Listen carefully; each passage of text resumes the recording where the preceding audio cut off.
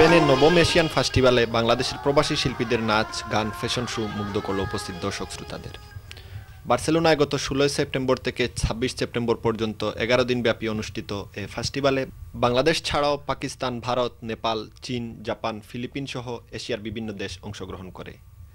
Asian ভিত্তিক সংগঠন কাসা Asia আয়োজিত এ ফেস্টিভ্যালে বাংলাদেশের প্রবাসী শিল্পীরা সাংস্কৃতিক পরিবেশনার মাধ্যমে দর্শকদের মাতিয়ে রাখেন।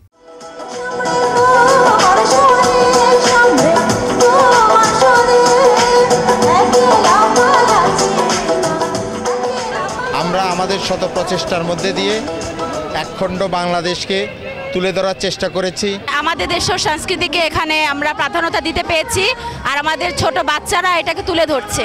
এটা আমাদের বাঙালি হিসাবে অনেক বড় একটা পাওয়া এই বিদেশের মাটিতে।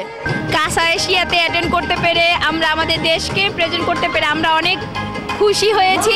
গত 16 সেপ্টেম্বর ভারতের কোতাকলি থিয়েটারের গীতিনাট্য প্রদর্শনের মাধ্যমে ফেস্টিভ্যালের উদ্বোধন করা হয়। 26 সেপ্টেম্বর সমাপনী দিনে স্থানীয় মাকবা স্কয়ার পরিণত হয় এশিয়ান মিলন মেলা।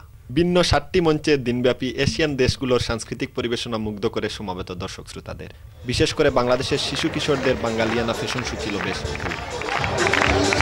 এশিয়ান সংস্কৃতি বিকাশ করার জন্য এবং স্পেনে এশিয়ার ঐতিহ্য তুলে ধরার কার্যক্রম নিয়ে প্রতি বছরই এশিয়ান ফেস্টিভ্যাল আয়োজনের কথা বললেন কাসা এশিয়া সংগঠনের পরিচালক। কাসা এশিয়ার এ আয়োজনে আরও ছিল এশিয়ার দেশগুলোর শব্দমালা নিয়ে অভিধান, যা আগত দর্শকদের দৃষ্টি কাড়ে। এশিয়ার তথ্য জানানোর জন্য ছিল ইনফরমেশন সেন্টার, যেখানে এশিয়ার সবগুলো দেশের তথ্য উপস্থাপন করা হয়।